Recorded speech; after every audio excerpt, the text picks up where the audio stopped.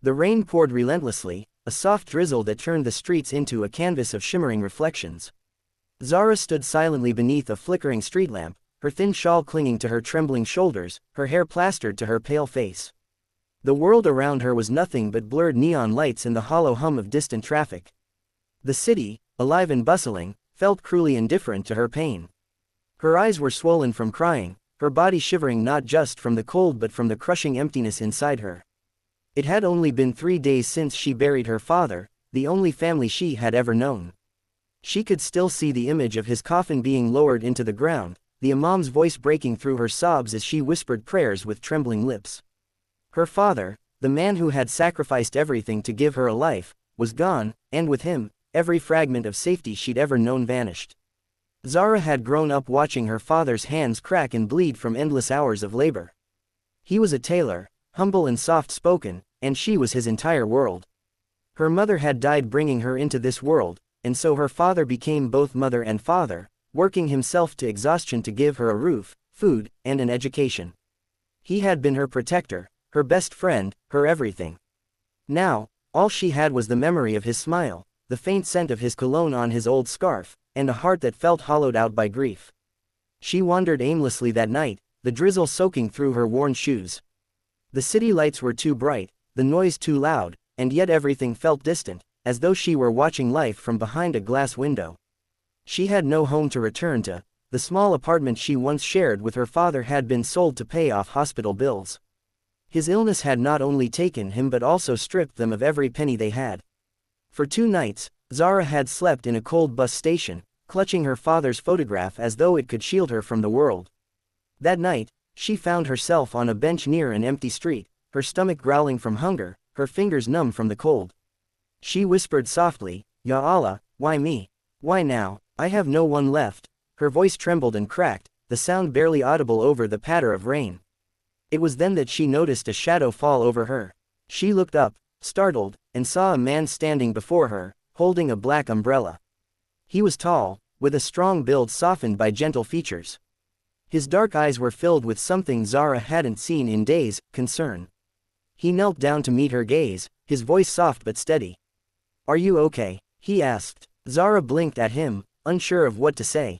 She wasn't okay, but she had grown so used to her pain being invisible that the question nearly broke her. She shook her head, tears spilling freely down her face. The man sighed softly, removed his coat, and draped it around her shoulders without hesitation. "You'll get sick out here," he said gently. "Come on, let's get you somewhere warm." Zara hesitated. She had been taught not to trust strangers, especially as a woman alone at night.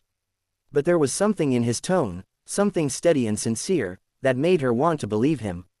Slowly, she stood, clutching his coat tightly around herself. The man introduced himself as Ion. He led her to a small cafe around the corner, the warmth of the place hitting her like a wave as they stepped inside. Ion ordered a bowl of soup for her and sat across from her in silence, giving her space to eat. Zara's hands trembled as she lifted the spoon to her lips, and as the hot broth slid down her throat, tears pricked her eyes again. She hadn't realized how hungry she was until that moment. "You don't have to tell me anything if you don't want to," Ion said softly. "But you look like you could use a friend." That was all it took for Zara to break down. She told him everything: the illness, the hospital bills, the sleepless nights, her father's passing, and the suffocating loneliness that followed. Ion listened silently, his dark eyes filled with empathy. He didn't interrupt or offer empty platitudes. He just listened, and for Zara, that was more comforting than anything else. Over the next few days, Ion kept showing up. He brought her food, helped her find a temporary shelter, and even gave her some money to buy clothes. Zara was suspicious at first, questioning why a stranger would care so much. But Ion never asked for anything in return.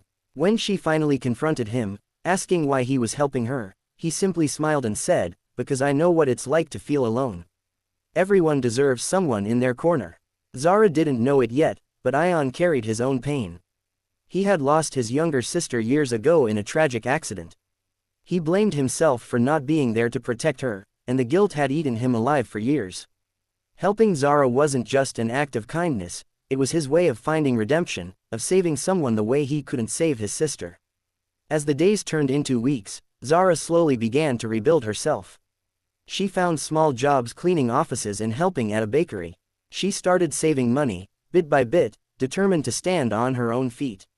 Ion became her anchor, a steady presence who checked in on her, encouraged her, and reminded her that she was stronger than she believed.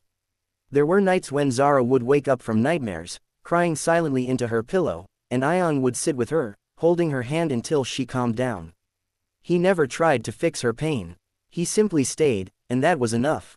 But life, as it often does, wasn't done testing them. Months later, Zara learned that Ion had received a job offer in another city. It was an incredible opportunity, one he couldn't pass up. But when Zara heard the news, she felt as though the ground had been pulled from beneath her. She had just started to trust someone again, just started to feel safe, and now he was leaving. They argued the night before he was supposed to leave. Zara, tears streaming down her face, accused him of helping her out of pity. "You feel sorry for me, that's all. You don't actually care about me. You're just trying to make yourself feel better." Ion's jaw tightened, his own voice trembling as he replied, "You think I'm helping you because of pity? Zara, you remind me of my sister. She died because I wasn't there for her. I couldn't save her, and I'll live with that guilt forever. But you gave me a reason to try again. You gave me hope. I care about you more than you'll ever know." His words shattered her anger, leaving only a deep ache in her chest. They stood in the rain, staring at each other, both too broken to find the right words. Ion left the next day. Zara felt the loss like a physical wound, but she didn't let herself crumble this time. Instead, she threw herself into work. She studied late at night, determined to make something of herself. She remembered her father's dream for her, to become a teacher, and she chased it with everything she had. Months passed. Zara completed her training and got a job teaching at a local school. Her students adored her, and for the first time in years, she felt like she was building a life her father would be proud of. And then, one crisp autumn morning, she saw Ion standing outside the school gates. He looked older, tired, but his smile was the same. "You're back," she whispered, her voice breaking. "I couldn't stay away," he said softly. "This city, it has my heart. You have my heart." Tears blurred her vision as she stepped into his arms. The months of pain, of struggle, melted away in that embrace. They weren't two broken people anymore, they were two survivors who had found healing in each other. The story ends at her father's grave. Zara knelt down, placing fresh flowers on the soil, her fingers tracing his name carved in stone. Ion stood quietly beside her, his hand gently resting on her shoulder. She whispered softly, "Baba, I'm okay now. I'm not alone anymore." As the sun dipped below the horizon, painting the sky in shades of gold and purple, Zara and Ion walked away hand in hand, their silhouettes bathed in the fading light. The rain had stopped, and for the first time in a long time, Zara felt the warmth of hope.